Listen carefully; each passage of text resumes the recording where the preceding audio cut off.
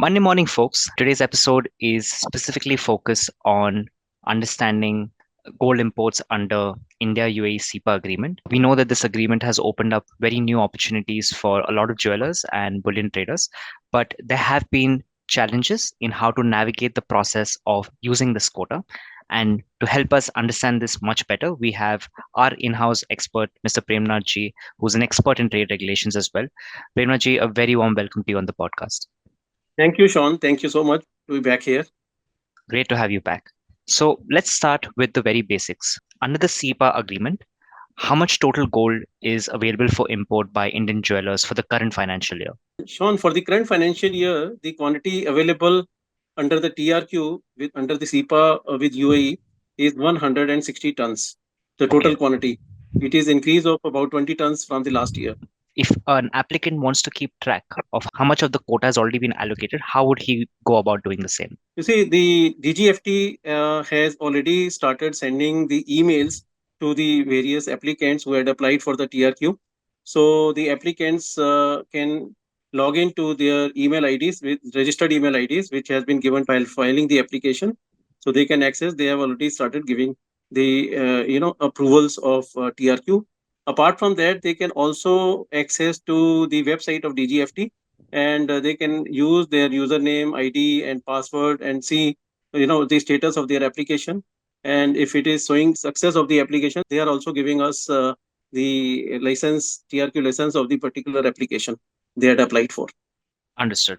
Understood. Now, let's say a company applied for a large amount of gold but has received a much smaller quota. What factors might influence the DGFT's decision with respect to how much each applicant receives, how much quota each applicant receives? So this is interesting question. In fact, everybody is looking for that.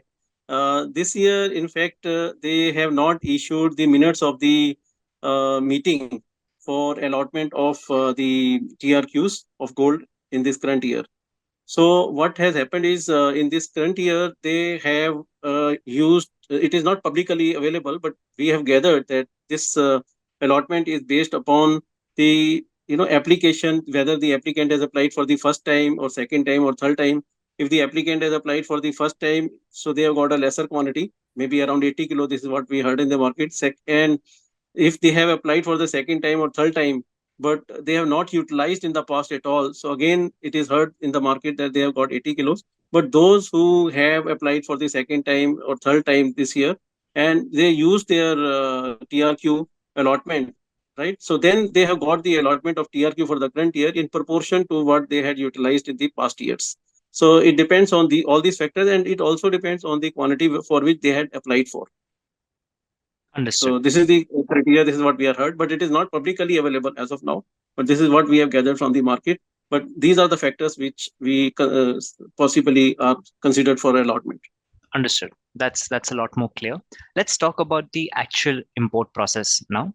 So once a company receives a TRQ allocation, what are the different ways this company can import gold? The TRQ holder has got two options. One option is that TRQ holder can import through the nominated agencies or authorized by the Reserve Bank of India or authorized by the DGFT. And the other option available to the TRQ holder is to import through India International Bullion Exchange, and for which there are certain guidelines which are to be followed as per the regulation rules and regulations of the DGFT, customs, and IFSCA, International Financial Service Center Act authority. So all those rules and regulations have to be complied with. If someone had to choose between importing via nominated agencies versus if they had to do it with IIBX, what are the key differences a TRQ holder should be familiar with? Nominated agencies have been traditionally being used in the past, and IIBX is a newly exchange which has been authorized by the DGFT, which can be used by the TRQ holders also to import directly. So right now, if TRQ holder want to import through nominated banks, then they nominated banks import on consignment basis. So they have to approach to the nominated bank. They have to open account, due diligence, etc. Everything has to be completed, and then they have to make some payment in advance. Then they have to fix the price, and then nominated agency will import the quantity for them and supply to them after settlement of the funds for the quantity they have applied for and quantity they are importing at that point of time through the nominated bank. Whereas in case of in India International Bullion Exchange, it is more transparent. It may be cost effective also, hopefully. And here they can import directly. So there is no intermediary, between the TRK holder and the supplier. So here, in case of bank, there is supply through the bank. Bank is an intermediary, and he is helping. So those who can import directly, even maybe smaller quantity, 5 kilo, 10 kilo, so they can approach to the India International Bullion Exchange. So of course they have to comply with certain rules, regulations, due diligence, etc. has to be completed.